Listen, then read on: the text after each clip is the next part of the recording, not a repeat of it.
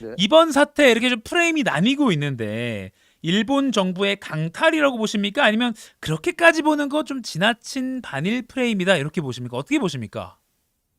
지금 이게 일본 국내법적 절차로 행정 지도가 있고 이제 그 시정이라든지 여러 개선을 요구하는 내용이 들어가 있고 거기에 대해서 이제 아마 7월 정도까지 보고하는 절차가 있습니다. 그러니까 어, 어쨌든 개인정보 유출이 있었고 거기에 네. 대해서 뭔가 예방 조치, 어떤 조치를 요구하는 행정 지도가 있었고 그러면 앞으로 어떻게 이 문제를 개선하겠다라고 하는 그런 보고를 하도록 되어 있고 그래서 네. 그런 보고 명령을 받은 상태이기 때문에 이게 이제 그 내용에서 중요한 경영권 프리미엄을 넘겨라는 압박으로 읽힐 수 있다면 그것은 명백한 투자협정 위반이고 또 국제법에서 금지하는 행위이죠. 다만 지금은 이제 일본 국내법에 따라서 보고 명령을 내리고 그 보고를 기다리고 있는 절차다. 일단은 그렇게 저는 보고 있습니다. 예.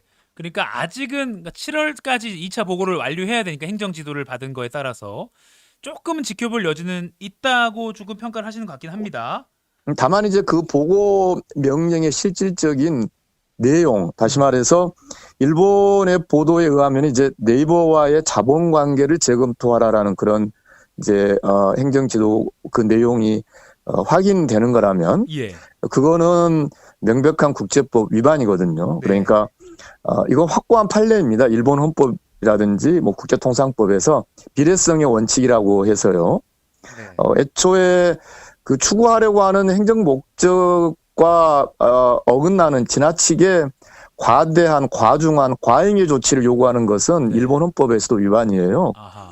그래서 만약에 그 네이버와의 자본관계를 재검토하라고 하는 그 행정 지도의 구체적인 내용, 또 그것을 단지 이제 행정 지도라는 게 일본 행정 절차법에 따른 것이긴 하지만 예. 구체적으로 그게 어떠한 정도와 수준으로 전달이 됐고 또 수시로 공식적인 보고 명령 이전에 어떻게 보고하라는 것도 자세하게 이제 교섭이 되는데 예. 그 일련의 행위에서 명백하게 이것이 지분을 넘기라는 것으로 인식되고 그런 압박으로 비추는 과정이라고 한다면 예. 지금도요. 그렇다면 저는 이제 제가 그래서 이것을 비록 절차상으로는 7월까지의 보고 명령 단계이긴 하지만 그 구체적인 내용에 들어가서 일본이 레드라인을 넘어서는 안 된다라는 그런 강력한 메시지는 한국 정부가 우리 투자협정에 따라서 줘야 된다. 네. 지금 시기는 엄중하다. 그렇게 보고 있습니다. 엄중한 시기다.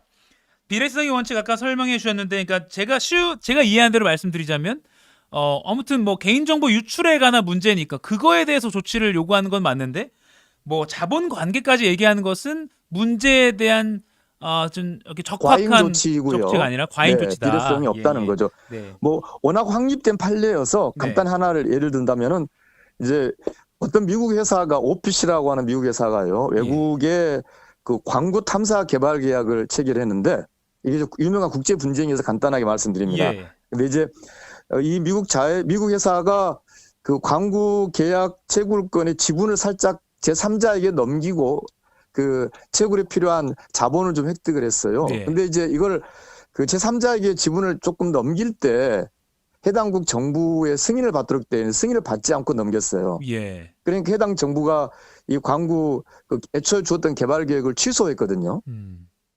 그러니까 이렇게 취소까지 하는 극단적인 조치는 국제법 위반이다라고 하는 그런 판례도 있습니다. 그러니까 네. 만약에 개인정보 유출이라는 것을 빌미로 삼아서 궁극적으로는 네이버와의 자본관계를 재검토, 다시 말해서 그 50대 50 A홀딩스 지분관계를 정리하라. 이렇게 만약에 행정지도 내용이 명백하게 그렇게 인식되는 내용이라면 그것은 정말로 론스타 사건, 그러니까 론스타도 결국은 경영권을 넘겨받는 그런 거였지 않습니까? 예. 네, 그래서 굉장히 그것은 중대한 사태이기 때문에 지금 대외적으로는 그러니까 일본 절차법상으로는 7월까지의 그런 보고 명령을 기다리는 그런 외관을 가지고는 있지만 예. 실질적으로 지금 단계에서 우리 정부가 명백한 투자 협정상에서 한국 투자자에 대한 보호 의무를 일본이 해야 된다. 그걸 넘어서는 안 된다라는 것은 명백하게 일본의 메시지를 줘야 되는 때라고 보는 거죠. 예. 그렇군요. 그 정치권 좀 움직임을 보고 조금 더 관련해서 법적인 질문 또 드리겠습니다. 먼저 정치권에서 약간 이제 지나치게 반일 감정이랑 엮는 거 아니냐 이렇게 지금 여권에서는 그렇게 좀 비판을 하고 있는데 이게 테크 산업적인 측면에서도 좀 네이버에게 정작 유리한 방향일까에 대한 의구심의 목소리도 있긴 합니다. 하나 뭐 예를 들어드리면 일본 우익의 반감을 불러일으켜서 문제를 복잡하게 만들고 하면 네이버가 오히려 피해를 받을 수 있다. 일본 내에서 오히려 라인은 한국 거니까 이번에 네이버와 확실히 관계를 단절해야 한다. 이런 쪽에 힘이 실리게 되는 결과를 낳을 수 있다. 이런 분석도 있는데 변호사께서는 어떻게 좀 보십니까? 이런 분석에 대해서는. 저는 국제통상법을 하는 입장에서는 네. 그런 분석에 동의하기 어려운 게, 왜냐하면 이제 2003년에 한일 간에 우리나라 국회도 비준한 투자협정이 있거든요. 네. 그 투자협정은 이제 기본적으로 나라와 나라 사이, 우리와 일본이 투자협정의 당사국이에요. 예. 거기에 이렇게 투자와 관련된 분쟁이 생길 경우에 이게 나라와 나라 사이에서 그 문제를 투자자 보호라는 관점에서 원만하게 해결한다는 그런 기본 원칙이 있고요. 예. 따라서 그 협정상에 우리가 이제 일본에게 이 문제를 투자협정을 준수하고 그 분쟁을 투자협정에 맞게 해결하라고 하는 그런 신속하게 협의를 요구할 수 있는 권한이 있어요. 네. 제가 지금 무슨 말씀을 드리려고 하냐면은요. 이거 마치 이게 너무 이게 문제를 반일 감정 이렇게 하면 오히려 내부에게 피해가 있는 거 아닐까? 그런 접근이 잘못된 것은 뭐냐면은 애초에 이 문제의 출발이 정말로 그 사실 네이버가 우리나라 국내 주주도 있고 워낙 이제 이게 빅데이터 산업이라든지 굉장히 중요한 경제적 함의가 있는 것인데 예. 이 문제는 순수하게 경제적 상업적 관점에서 처음부터 출발을 했어야 되는 것이죠. 다시 말해서 일본 우익의 눈치를 보냐 안 보니 그런 문제가 아니라 네이버의 어떤 그 독자적인 경영 판단에서 정리돼야 되는 것인데 예. 역설적으로 일본 정부가 이 문제를 이제 네이버와의 자본관계 재검토라고 하는 그런 잘못된 행정 지도에서 비롯된 것이란 말이죠. 예. 따라서 그것이 문제의 본질이고 그렇기 때문에 아까 말씀드렸듯이 투자협정상의 우리 대한민국 정부의 권리, 즉 일본 정부로 하여금 투자협정에서 한국 투자자에게 제공해야 될 그런 공정한 대우를 일본이 의무를 이행해야 되고 그것을 예. 넘어서는 안 된다.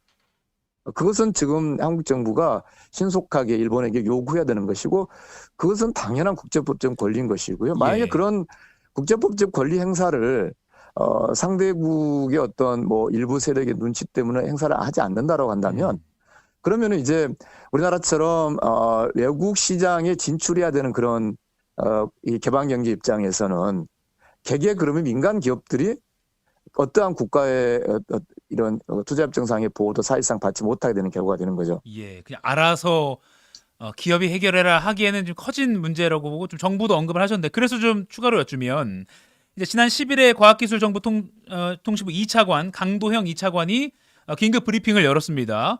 네이버의 입장 정리와 네이버의 이익이 극대화될 방향이 무엇인가를 찾는 게 중요해서 지켜보고 있었다 이렇게 답을 했습니다. 기자가 대응이 너무 늦은 거 아니냐라고 물으니까 이렇게 답이 나온 건데요.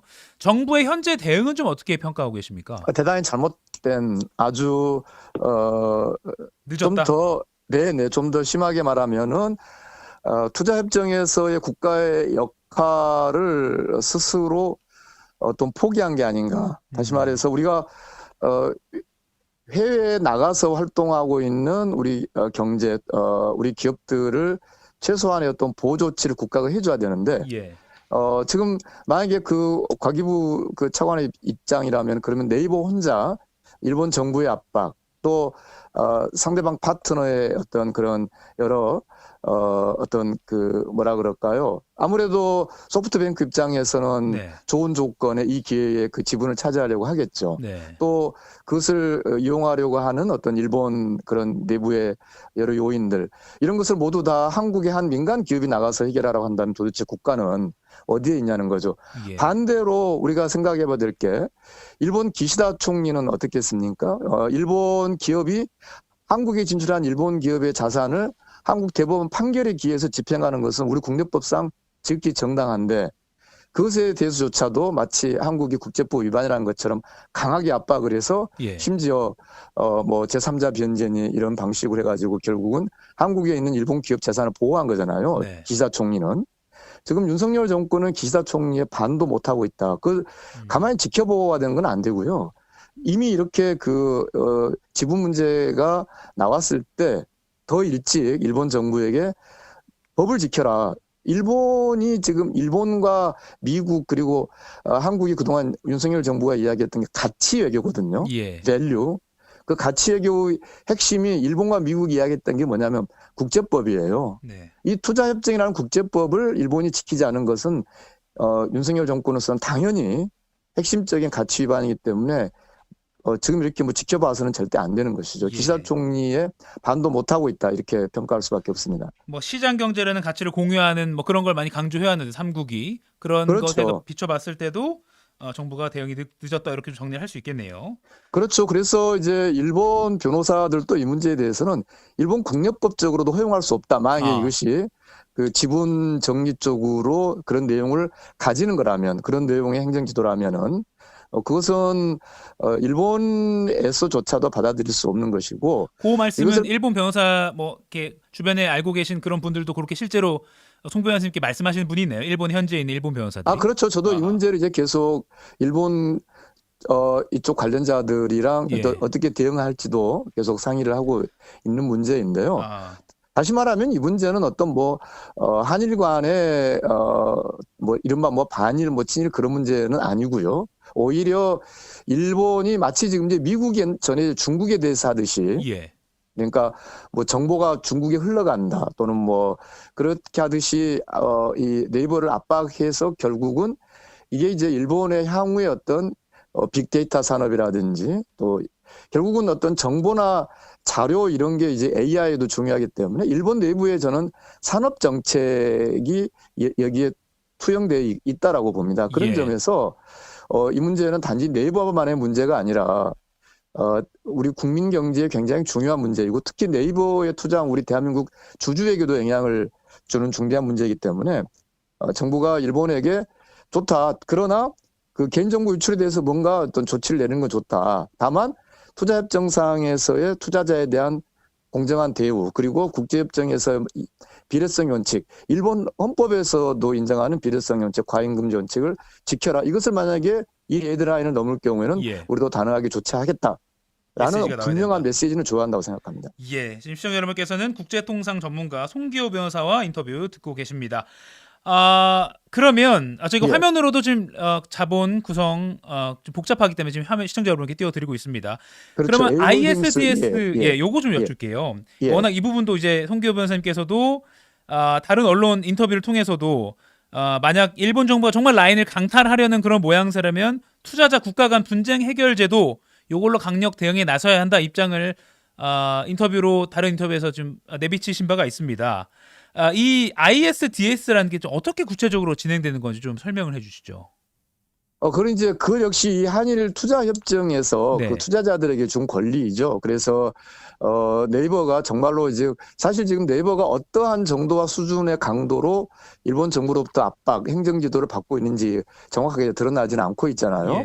근데 만약에 네이버의 순수한 자발적인 경제적인 상업적 판단이 아니라 결국은 이러다가는 일본 시장에서 사업을 못할지도 모른다는 그런 어떤 압박, 어떤 그 일본 정부의 외적 그런 압박에 의해서 비자발적으로 지분을 넘겨야 되는 그런 사태에 있어서는 투자자 협정이 네이버에게 부여한 그런 권리인 것이죠. 일본 정부 조치에 대해서 어떤 배상을 청구하는 건데 저는 그것은 2차적인 것이고요. 그런 상황이 발생하지 않도록 하기 위해서 아까 말씀드린 대로 이 2003년 한일 투자협정이 대한민국 국회를 통과할 때 그 국회 그 비준 동의안을 보면 지금 이 사안처럼 투자자와 관련된 분쟁이 생길 때는 정부가 먼저 대응을 하는 것이 이 내용이다라고 되어 있어요. 그렇기 때문에 네이버에게 맡기지 말고 윤석열 정부가 나서야 됩니다. 일본 정부에게. 개인정보 유출을 막을 수 있고 거기에 대해서 시정할 수 있는 조치 범위 내에서만 일본 법을 행사해야지 그걸 넘어서서 한국 투자자의 이런 중요한 얼마나 이게 우리 국민 경제 큰 재산입니까? 예. 우리 기업의 재산을 강탈하는 식으로 이게 행정 지도가 이루어진다면 그거는 전혀 절대 용납할 수 없고 우리도 상응하는 조치를 하겠다. 네. 뭐 지금까지 가치 외교 이런 거 다 꽝이다. 제가 좀 막말해서 미안합니다만 이런 강한 메시지를 지금 정부가 해야 되는 것이지 이걸 그 아까 말씀하신 투자자 국제 제소란 이제 영어로 ISDS라는 것도 결국 이제 2차적으로 네이버가 하는 것인데 저는 지금 단계는 그것을 우리가 네이버도 그걸 준비를 하되 그러나 지금 단계는 그러한 더 심각한 상황이 생기기 전에 정부가 투자 협정상의 국제법적 권리를 행사하는 것 그것이 예. 지금 단계에서 더 급선무라고 생각합니다. ISDS 분쟁 해결 제도보다 2003년에 한일 투자협정 맺은 게 있으니까 그거대로 그 원칙대로 정부가 나아가야 한다. 이렇게. 예, 지금은 국가 대 국가 차원으로 강한 어떤 레드라인을 넘지 말라고 하는 강한 메시지를 예. 윤석열 정부가 신속하게 움직여야 된다. 네. 네이버 같이 할 수 있는 조치는 한계가 있고 아까 말씀하신 투자자 국제 제소 그것도 이제 이 투자 협정에 근거한 거긴 합니다만 네. 그거는 이제 일종의 사후적인 손해배상 가령을 론스타가 한국 정부 상대로 제소해서 뭐 3,500억 배상 판정 받은 것 같이 사후적인 거거든요. 그렇기 때문에 그것도 하나의 압박 수단은 되겠지만 지금 단계에서는 일본 정부의 행정 지도가 네이버에게 어떤 그 지분 매각을 강요하거나 압박하는 형식으로 가지 않도록 예. 그것은 대한민국 국가가 할 수 있고 국가만이 할 수 있는 거거든요. 예. 마지막으로 요 질문 하나 드리겠습니다. 예. 근데 정작 당사자의 네이버는 굉장히 좀 신중한 입장입니다. 뭐 그럴 수밖에 없다는 시각도 있고 워낙 뭐 이게 사업적으로도 경영적으로도 중요한 순간이기 때문에 그런데 네이버는 일단은 결론이 내려지기 전까지는 상세한 사항을 공개할 수 없다 이런 입장인데 뭐 언론의 여러 가지 시나리오 추정에 따르면 네이버가 사실 라인 야후 그러니까 소프트뱅크와의 협업을 그간 사실 좀 어려워해 왔고 그래서 이렇게 좀 손을 떼고 일부 지분을 정리하려는 듯한 것도 여러 전략 중에 하나를 갖고 있었다. 그래서 이 기회에 한 2대 주주 정도로 내려오고 그러니까 지분을 일부 팔고 뭐 그러려는 것도 검토하고 있는 여러 사안 중에 하나다. 그렇기 때문에 뭐 강제, 뭐 강탈 이런 걸 떠나서 그냥 네이버가 어느 정도 지분을 팔고 이렇게 정리를 하면 그냥 이렇게 끝나는 거 아닌가 이런 시각도 있거든요. 뭐 갈등이라기보다 이렇게 되면 결국 그냥 이제- 아무 분쟁이 없이 끝나는 자, 겁니까? 결국 이제 이런 문제죠. 결국 예. 만약 그런 순수한 상업적 경제적 거래라면 거래 조건이 중요하겠죠. 그죠? 예, 얼마에 파느냐. 만약에 이제 자, 모든 문제를 정말 그렇게 한번 돌려봅시다. 예, 행정 지도 없다고 하고 그러면은 네이버 입장에서는 이건 과연 팔 건가 말 건가.